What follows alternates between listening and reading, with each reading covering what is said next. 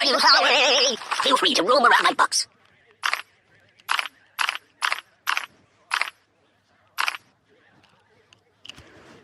Choose something else.